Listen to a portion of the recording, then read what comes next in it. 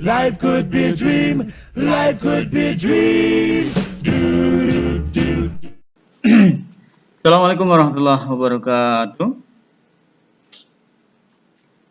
Baik. Waalaikumsalam warahmatullahi wabarakatuh. Oke, 12D. Kita mulai dengan sama-sama membaca basmalah. Bismillahirrahmanirrahim. Materi kelas 12 ini bab 11 kalau nggak salah ya, hampir terakhir. Dan kita ngebut ya, jadi ini sudah sampai bab warisan. Ilmu ini disebut dengan ilmu faraid atau bahasa lainnya ilmu waris atau mawaris. Itu sama saja. Ini outline kita akan bahas kenapa kita mesti mempelajari ilmu ini, apa pengertiannya, apa bedanya dengan hibah wasiat, rukun-rukun yang harus ada, syarat ketika warisan dibagikan, apa yang mencegah seseorang nggak dapat warisan, urutan apa saja yang harus dilakukan, siapa saja ahli waris laki-laki, siapa saja ahli waris perempuan, siapa saja yang bukan ahli waris, dan sebagainya. Sampai kepada cara menghitung waris. Tapi kita tidak sampai ke sini dulu untuk pertemuan ini. Kita hanya sampai di ini aja ya, ahli waris ini. Nanti kita lihat bagannya, ahli waris yang masuk dan yang berhak. Oke. Kita bahas yang pertama, urgensinya terlebih dahulu. Urgensi dari mempelajari ilmu waris ini. Mengapa kita wajib mempelajari ilmu waris atau ilmu faraid? Ini sama saja, alias gitu ya, alias sama saja. Yang pertama, ancaman neraka. Waduh, lumayan ya, diancam neraka ini di akhirat nanti. Apa dalilnya diancam neraka? Di sini. Wa may ya'sillaha wa rasulahu wa yata'addada hududahu yudkhilhu naron khalidan fiha wa lahu adzabun muhin. Orang-orang yang mendurhakai Allah dan Rasulnya dan melanggar ketentuan-ketentuannya, tentu ketentuan Allah kan banyak ya, tidak hanya ilmu waris ini saja. Yang nggak sholat ada ancaman neraka, yang nggak haji bagi yang mampu, yang nggak zakat bagi yang mampu dan sebagainya, ada ancaman neraka ketika mereka melanggar ketentuan-ketentuan Allah ya. Di sini niscaya Allah memasukkannya ke dalam api neraka. Yudkhilhu naron khalidan lagi ya, khalidan lagi, ngeri ya, kekal fiha di dalamnya. Sementara di dalamnya itu menunya azabun muhin, siksa yang menghinakan. Nah, mudah-mudahan kita ini bukan orang-orang yang termasuk di dalam ini ya, yang nanti dimasukkan ke dalam neraka. Perintah mempelajarinya, dalilnya mana? Ta'allamul faraid. Pelajarilah ilmu faraid. Wa'allimuhu dan ajarkanlah. Jadi kalau sudah mempelajari, ajarkan kepada siapa aja. Fa'innahu yunsa wa huwa awwalu ma yungza'u min ummati. Karena ini adalah setengah dari ilmu dan dilupakan oleh orang lain. Dilupakan oleh orang lain, tidak dipakai ya. Yang dipakai apa? Bisa saja yang dipakai misalkan ilmu hukum adat ya. Kemudian yang dipakai hukum bagi rata ya, bisa saja ada yang terjadi seperti itu ya. Ketika Turki Utsmani dibubarkan tepatnya oleh Mustafa Kemal Atatürk, salah satu yang dia terapkan untuk menghapuskan hukum-hukum Islam adalah dengan menghapuskan hukum waris. Jadi tidak ada hukum waris, semua dibagi rata gitu. Hukum yang diterapkan oleh Mustafa Kemal waktu itu. Kemudian perintah mengajarkannya tadi dalilnya ya, wa'allimuhu di sini, wa'allimuhu dan ajarkanlah gitu ya. Kemudian banyak dilupakan, dalilnya tadi juga sama. Pertama kali dicabut, maksudnya ya tidak diterapkan. Mungkin ini dipelajari tapi tidak diterapkan dalam kehidupan masyarakat kita. Lalu mencegah perpecahan. Kok bisa ilmu waris ini mencegah perpecahan? Ketika ada ahli waris yang berhak menerima harta dan ketentuannya jelas, tentu mereka tidak akan berpecah belah, tidak akan terjadi perpecahan, tidak akan terjadi cekcok, bahkan naudzubillah bunuh-bunuhan begitu, karena warisannya jelas. Ketika Al-Quran yang menerapkan hukumnya begitu ya, yang memberikan hukumnya. Tapi kalau misalkan dibagi rata, ada orang yang seharusnya dapat lebih, tapi kemudian dia terkurangi. Nah, di situ ada unsur kezaliman, lalu kemudian bisa saja muncul perpecahan, ya. Naudzubillah. Yang terakhir, sesungguhnya mudah untuk mempelajari ilmu waris ini, sesungguhnya mudah. Nanti ada rumus-rumus sedikit saja. Yang terbiasa dengan angka-angka, yang terbiasa dengan matematika akan jauh lebih mudah lagi. Pengertiannya, bahasa dan istilah. Secara bahasa, perpindahan sesuatu dari seseorang kepada orang lain. Sesuatunya ini apa? Sesuatunya adalah harta warisan. Harta warisannya apa? Macam-macam. Bisa tanah, bisa rumah, bisa kendaraan, bisa perusahaan, bisa sawah, bisa macam-macam. Tergantung apa yang diwariskan. Bisa juga utang ya. Ketika orang tuanya punya utang banyak ya, Diwariskan utang, maka ahli warisnya ya bayar utang gitu ya. Jadi pikiran kita tidak hanya harta aja, bisa saja utang gitu ya. Dari seseorangnya adalah almarhum kepada orang lain, orang lainnya ini adalah ahli warisnya. Secara istilah adalah perpindahan hak kepemilikan. Rumah itu hak milik ayahnya. Ayahnya meninggal, diwariskan kepada anaknya, hak kepemilikan rumah pindah ke anaknya. Kemudian harta legal dan syar'i yang didapat dengan jalan syariat, dengan jalan halal, dengan jalan bekerja yang halal ya, berdagang yang halal, menjadi pegawai yang halal dan sebagainya, bukan dengan jalan legal atau yang melanggar syariat Islam. Misalkan hasil korupsi, ada seseorang yang jadi pejabat, jadi menteri sosial, lalu kemudian diberikan amanah untuk membagikan dana sosial, dana corona, dicatut per paket 10.000, diambil olehnya sehingga dia dapat harta sekian miliar atau sekian triliun, diwariskan. Nggak bisa yang seperti itu. Kenapa? Karena didapat dengan cara ilegal dan tidak syariah gitu ya, tidak didapat dengan jalan agama, tapi dengan jalan yang ilegal, dengan jalan yang haram. Tidak bisa diwariskan, maka itu akan diambil bisa jadi oleh negara gitu ya. Kemudian dari orang yang meninggal. Kalau dari orang yang masih hidup bisa jadi namanya hadiah, pemberian cuma-cuma. Tapi dari orang yang meninggal kepada ahli warisnya itu harta warisan, itu warisan ya. Kemudian kepada ahli waris yang masih hidup. Kalau yang udah meninggal berarti nggak dapat. Ada si Ahmad punya anak 3, namanya Fulan, Filan, sama Polan. Nah, Polan udah meninggal, berarti Polan nggak dapat. Karena dia sudah meninggal duluan. Ayahnya masih hidup, dia udah meninggal duluan ya. Ini secara pengertian ya, bahasa dan istilah. Lalu secara tutup ya ini ya, layarnya ketutup. Varian geser dulu. Tutup ini. Ups. Oke, perbedaan ya. Perbedaan antara warisan, hibah dan wasiat. Perbedaannya apa? Dilihat dari waktunya. Kapan dibagikan warisan ini? Dibagikan setelah wafat. Siapa yang wafat? Almarhum atau almarhumah yang meninggalkan harta itu. Kalau hibah, hadiah dibagikannya kapan? Ya saat pemiliknya masih hidup. Saat masih hidup ya, saat sebelum wafat. Mau bagi siapa? Mau bagi apa? Misalkan ya, mau bagi tanah atau mau bagi harta uang, itu masih hidup. Almarhum atau almarhumahnya masih hidup ya. Kemudian ditetapkan kalau wasiat ini ditetapkan sebelum wafat, diserahkan setelah wafat. Ini jadi solusi ya. Jadi kita bahas kenapa bahas warisan kemudian kita bahas hibah dan wasiat juga karena nyambung gitu. Ada keterkaitan.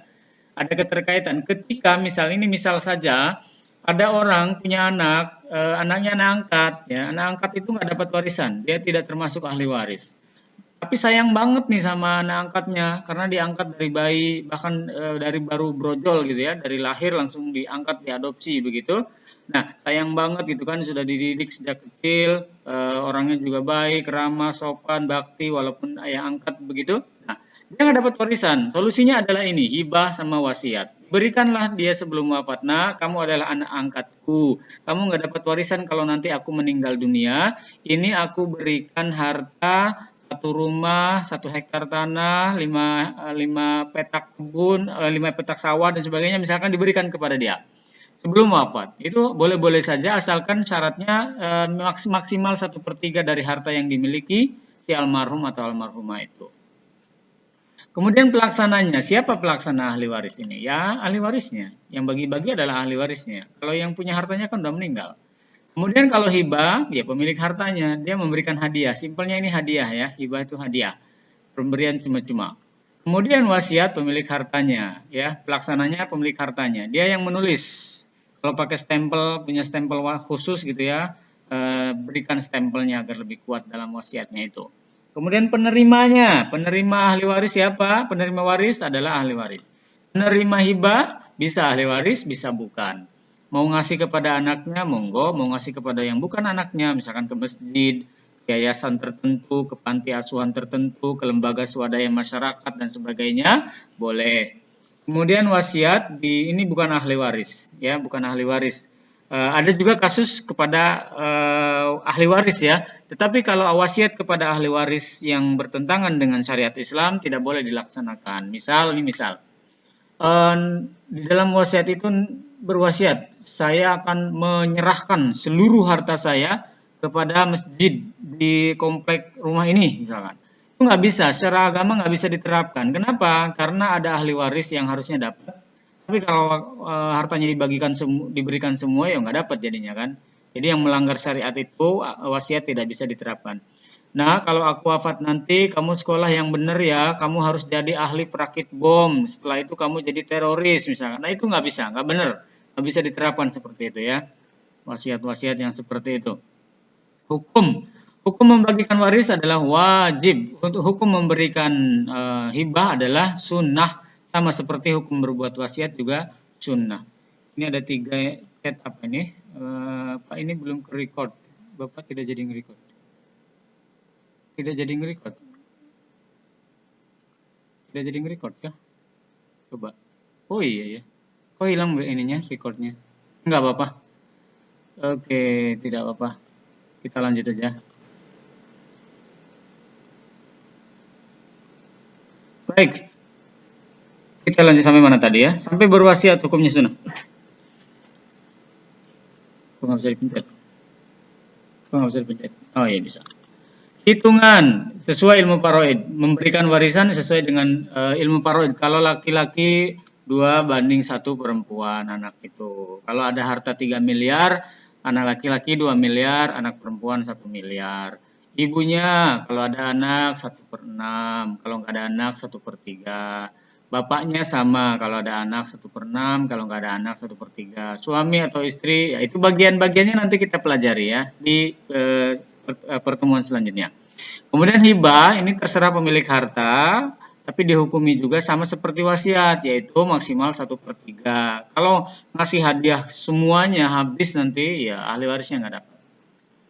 Rukun itu sesuatu yang harus ada ya. Ketika kalian nanti nikah, rukun nikahnya harus lengkap.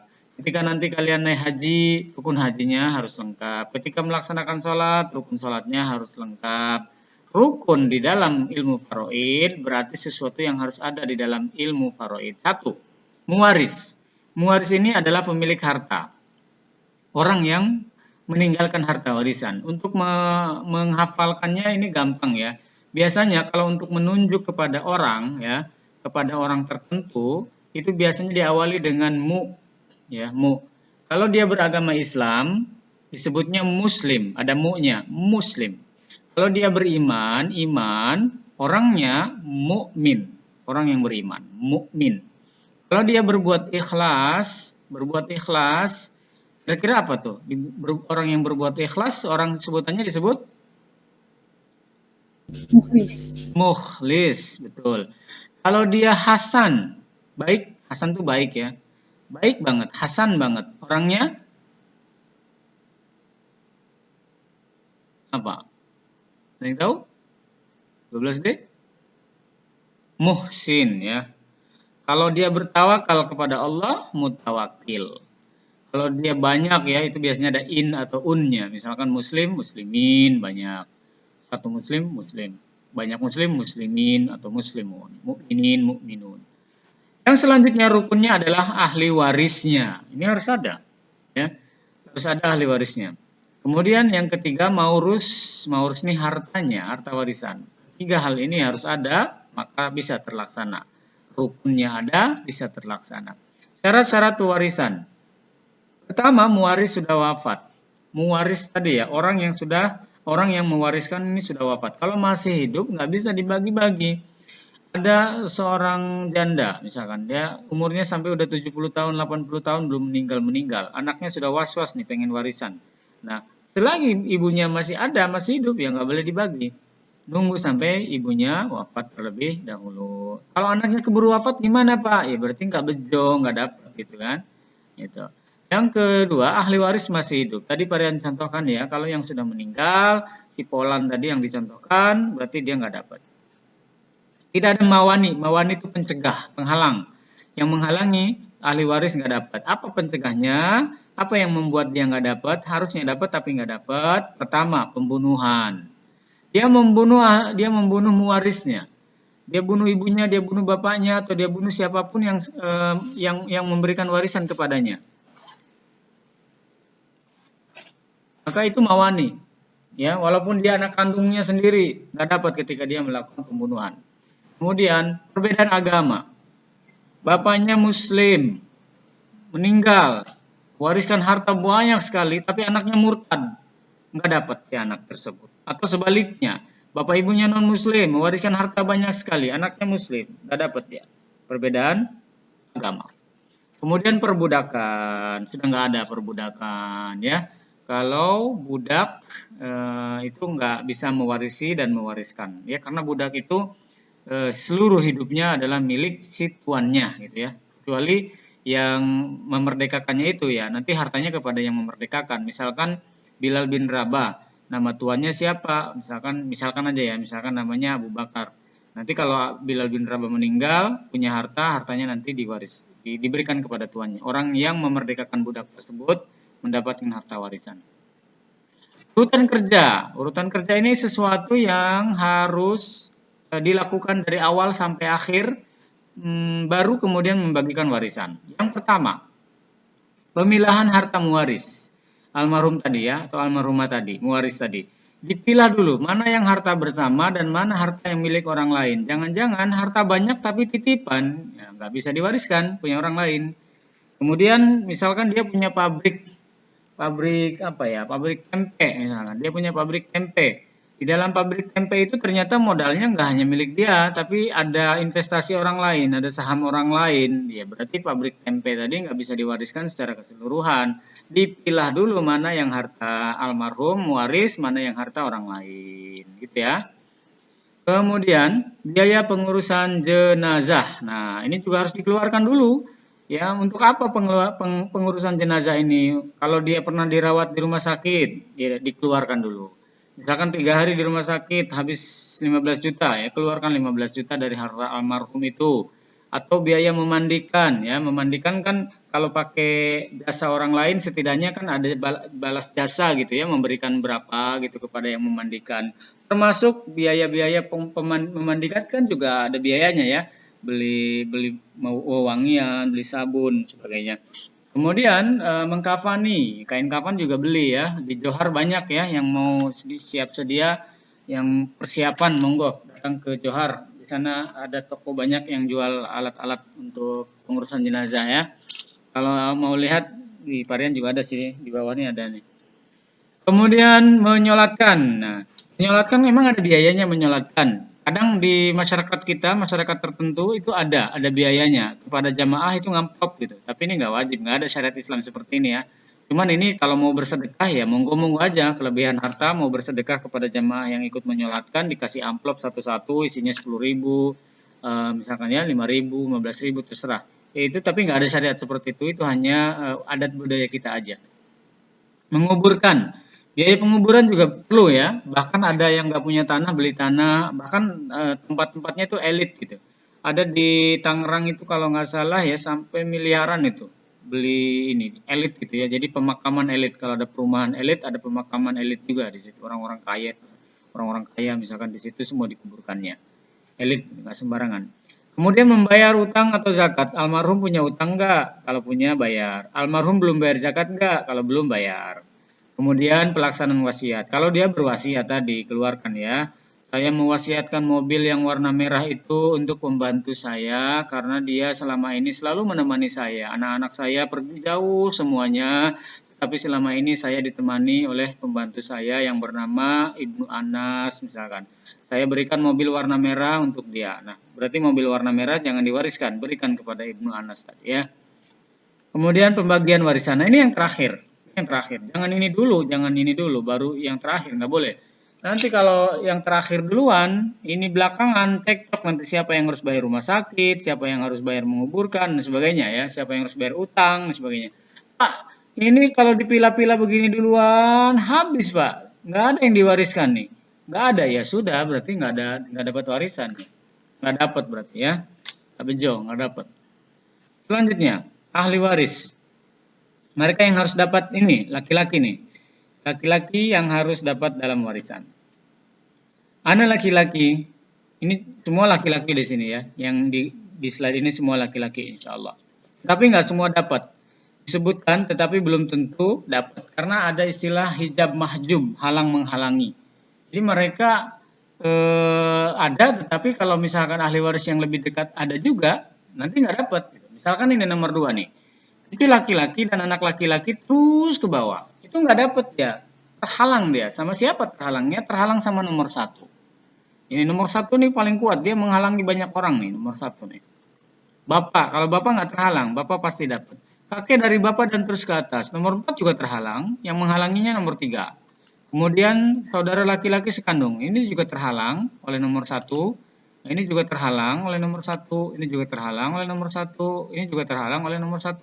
Pak bingung Pak, kok ada laki-laki, saudara laki-laki sekandung, saudara laki-laki sebapak doang, saudara laki-laki seibu doang. Ini, misalkan ini keluarganya rumit misalkan ya. Si siapa ya? Misalkan Pak Rian contohkan diri sendiri deh. Pak Rian misalkan. Pak Rian punya istri nih. Nah, Pak Rian punya istri, lalu punya anak. Nih anak Pak Rian nomor 1. Kemudian punya anak lagi. Pak Rian punya saudara yang lain. Nah, Bapak Pak Rian poligami. Bapak Pak Rian poligami. Nah, punya anak yang satu ibu dengan Pak Rian sekandung. Ya, sekandung. Punya anak dari ibu yang lain, nah dia saudara laki-laki, tapi hanya sebapak saja misalkan, sebapak saja. Dilalah meninggal, lalu ibu kita janda, menikah lagi dengan orang lain lalu punya anak. Dan dia jadi saudara laki-laki kita, tapi seibu. Itu ya, mudah-mudahan dipahami. Nah, tetapi ini semuanya nanti terhalang. Yang menghalanginya siapa? Nomor 1. Nomor 1 terhalang. Ini juga apalagi nih jauh-jauh nih. Ini jauh nih. Nomor 89 ini jauh. Ada tapi dia nggak mungkin dapat kalau nomor 1 ada. Jauh dia. Ini apalagi Pak Aman nih, jauh. Tapi seandainya ini maksudnya begini ya. Nomor 1 nggak ada Pak. Dia korban pesawat Sriwijaya Air. Nomor 1 nggak ada. Nomor 3 juga nggak ada. Ya. Nanti diarahkan kemana? Nah baru orang-orang yang dihalangi oleh nomor 1 sama nomor 3 ini nanti baru dapat. Nanti nomor 1 nggak ada, berarti harta untuk nomor 1 itu diberikan kepada nomor 5, nomor 6, nomor 7. Ya. Nomor 5, nomor 6, nomor 7 nggak ada, sudah meninggal semua. Kebetulan ikut juga jamaah dalam pesawat Sriwijaya Air itu. Nanti haknya diberikan lagi kepada nomor 8, nomor 9, nomor 10. Nomor 8 sama nomor 9. Nomor 9, 8, 9 nggak ada, ikut juga dalam pesawat itu. Nanti diberikan lagi kepada yang lainnya. Gitu ya, terus sampai kepada yang terakhir. Kalau yang nomor 14 ini pasti dapat ya. Kalau yang meninggal itu istrinya begitu ya. Laki-laki yang memerdekakan pewaris. Ini zaman dulu, udah nggak ada sekarang budak-budakan ya. Kecuali di daerah Sunda, daerah Jawa Barat ya, Cianjur, Bandung ya, banyak. Seueur budak di ditu keur lulumpatan, keur arulin budak seueur. Oke, ini 15 totalnya, tapi yang nomor 14 kan kita hapus ya. Nomor 15 nih kita hapus, jadi nggak ada lah. 1 sampai 14, berarti 14 ini. Yang perempuan nih, kalian nih. Anak perempuan ada, pasti dapat. Kemudian cucu perempuan dari anak laki-laki. Cucu dari anak perempuan nggak ada, nggak dapat, nggak termasuk ahli waris, tidak disebut dalam Al-Quran. Kemudian ibu almarhum, pasti dapat. Nenek dari ibu, kehalang sama ibu. Nenek dari bapak kehalang juga sama bapak ya. Kemudian saudara perempuan kandung kehalang sama anak. Saudara perempuan bapak kehalang sama anak. Nomor 8 kehalang sama anak ya. Nomor 9 dapat. Nomor 10 sudah nggak ada. Jadi ini 9 aja ya. 9. Nah, 9. Tadi 14, sekarang 9. Total 23 ya. Total 23. Karena yang 10-nya ini yang terakhir ini udah nggak ada. Nah, ini yang bukan ahli waris. Kalau ada mereka bukan ahli waris, anak angkat atau anak asuh, anak tiri. Tahu anak tiri ya? Kalau ibu tiri mungkin tahu ya. Anak tiri tahu juga lah ya, anak tiri. Mantan suami atau mantan istri. Ya, ini meninggal salah satunya sudah cerai, nggak dapat ya. Sule misalkan sebelumnya kan punya istri yang udah meninggal ya. Sudah jadi mantan tuh kan, mantan istri. Tiba-tiba meninggal istrinya. Sule nggak dapat harta dari istrinya, mantan istrinya, karena sudah jadi mantan. Keponakan perempuan nggak dapat, keponakan laki-laki aja ya. Keponakan dari saudara perempuan makin jauh lagi nih, keponakan dari saudara perempuan makin jauh aja. Kemudian mertua menantu nggak dapat juga ya. Kemudian saudara ipar, ya kakak ipar, adik ipar, semua yang ipar-ipar nggak dapat. Cucu dari anak perempuan nggak dapat ya, hanya anak perempuan aja yang dapat. 10 menit lagi running. Oke, running out. Bibi nggak dapat. Saudara lain ayah lain ibu. Pak bingung Pak, ini gimana nih? Siapa yang dapat, siapa yang nggak dapat? Nah, biar nggak bingung, mari kita lihat bagannya. Ahli waris totalnya 24. Tadi Pak Rian kok bilang 23, kok sekarang 24? Ya, karena satunya itu adalah almarhum gitu ya, masa disebut juga. Nah, ya, jadinya totalnya 23. Kalau yang budak-budak tadi yang memerdekakan budak yang nggak dihitung, gitu, nggak ada sekarang ya.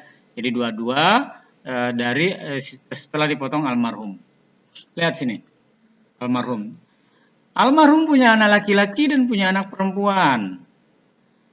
Kalau si anak laki-laki punya anak lagi, berarti ini cucu laki-laki dan cucu perempuan. Ya, kalau dari anak perempuan punya anak, ini nggak ada. Ini nggak ada cucu dari sini nggak dapat. Ini jalur A. Jalur A. Nomor ini 1920 ini terhalang kalau yang ini ada ya.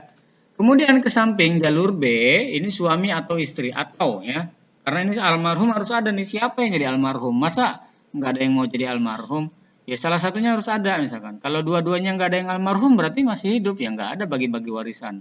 Harus ada di sini suami atau istri. Kalau suami di sini berarti ini janda, kalau istri di sini berarti ini duda. Ini jalur B. Kemudian jalur ke atas, bapaknya almarhum, ya, bapaknya almarhum. Ini dapat pasti, ini juga dapat pasti karena dekat dengan anaknya kan almarhum. Nah, ini kalau di atas lagi jalur ke sana, jalur dari ayahnya ayah, berarti ayahnya ayah siapa nih? Kakek ya. Ibunya ayah, ini kan punya ibu nih. Kalau masih hidup gitu ya, ibunya ayah. Kakek, nenek. Nah, ini juga dapat mereka dengan syarat ini nggak ada. Kalau ini ada, mereka nggak dapat ya. Dari ibu, nah dari ibu hanya dihitung ibunya ibu aja, nggak ada ayahnya ibu nggak dihitung, nggak termasuk ahli waris. Jadi kalau ini nggak ada, nanti hartanya dibagi ke sini, ya, dioper ke sini. Ini jalur C ya, ini jalur C. Jadi yang dapat itu hanya jalur A, B, C, ya. Dan jalur A, B, C pun yang dekat aja, ini nggak dapat, ini nggak dapat. Kalau ini ada, kalau yang dekat lebih dekat ada. Kita lihat jalur D. Jalur D ini saudara almarhum. Kebetulan almarhum punya saudara ya, baik saudara perempuan maupun saudara laki-laki yang seayah dan seibu dengan almarhum. Seibu, seayah dengan almarhum. Berarti kandung ini, saudara kandung almarhum. Ayahnya ini kebetulan punya istri yang lain, ya, punya istri yang lain dan punya anak juga dari istri yang lain itu dan punya anak maka dia disebut saudara laki-laki seayah atau saudara perempuan seayah. Mudah-mudahan dipahami. Paham ya? Nah, ini nggak ada. Nanti misalkan anak nggak ada, dioper ke sini kan? Anak nggak ada, dioper ke sini. Ini nggak ada, berarti geser ke bawahnya. Ya, geser ke bawahnya. Oh, ini yang dari ibu juga ada saudara atau saudara. Geser ke bawahnya jalur D. Nah, jalur D nggak ada, dikasih ke jalur E. Keponakan laki-laki baik dari sini. Keponakan perempuan nggak ada, nggak termasuk ahli waris. Ya, keponakan perempuan nggak termasuk ahli waris. Ini jalur E. Makin jauh ini. Makin jauh. Nah, ayah ini punya saudara yang lain. Siapa? Paman. Jadi gini, kalau ini nggak ada, diberikan ke sini kan. Ini juga udah nggak ada nih, maka diberikan ke sini. Gitu. Ya, diberikan ke sini. Ini nggak ada, diberikan ke sini. Pak, ini kok garis-garisnya seperti ini? Maksudnya begini. Mungkin ayahnya ini ya punya istri lagi yang lain gitu ya. Poligami juga nih si kakek. Wah, keluarga poligami nih ya, poligami. Nah, kalau poligami punya anak juga dengan istri poligami yang lainnya, maka ini juga tetap dihitung saudara, ya kan? Ini paman yang seayah dan seibu, ini paman yang seayah saja. Jalur F. Ini nggak ada, maka diberikan kepada sepupu laki-laki atau sepupu dari yang seayah pun seibunya. Sepupu perempuan nggak ada ya, sepupu perempuan nggak ada. Ini jalur G. Baik, kita potong sekarang siapa yang jauh ini kita potong sehingga yang terdekat aja yang dapat ya, ahli waris terdekat kita potong. Yang pertama saudara ini kita potong ya, sama keponakan ini langsung nih jalur D sama jalur E kita potong. Kenapa mereka dipotong, dihilangkan? Karena ini ada. Kemudian yang jalur ini juga kita potong ya, ini jalur F sama G kita potong. Kenapa? Karena ini ada ya. Kemudian ini juga kita potong nih, kita hapus maksudnya ya. Kenapa? Karena ini ada. Nah, ini juga kita potong. hapus. Karena apa? Karena ini ada. Jadi yang dekat adalah yang dapat terlebih dahulu. Kalau hartanya sudah habis dibagikan ke sini, habis dibagikan ke sini, habis dibagikan ke sini, ke sini, ya sudah. Yang lain nggak akan dapat. Gitu. Masih ada sisa. Gimana ini masih ada sisa? Oh, sisanya nanti diberikan ke sini nih. Ini dapat sisa ini anak ini. Nggak ada hitungannya mereka dapat berapa, dapat sisa. Pokoknya ada harta, diberikan dulu ke salah satu di antara ini, diberikan ke sini, diberikan ke sini, sisanya berapa dibagi 2 antara ini, ya. 2/1. Ada sisa 2 miliar nih setelah dibagikan ke sini, setelah dibagikan ke sini, dibagikan ke sini. Ada sisa 3 miliar ya biar gampangnya. Ada sisa 3 miliar. Maka 2/1. Anak laki-laki dapat 2 miliar, anak perempuan dapat 1 miliar. Begitu ya. Kira-kira tentang ahli waris. Kesimpulannya adalah termasuk ahli waris dia yang dapat, tidak ada halangan bagi dia sehingga dia dapat. Kalau terhalang maka dia tidak dapat, gitu ya. Contoh almarhum cucu, ada yang menghalanginya si anak almarhum, bapaknya si cucu, berarti cucu nggak dapat. Kita hapus. Sekian dulu materi kali ini. Yang slide selanjutnya tentang furudul muqaddarah kita bahas di pertemuan selanjutnya. Alright.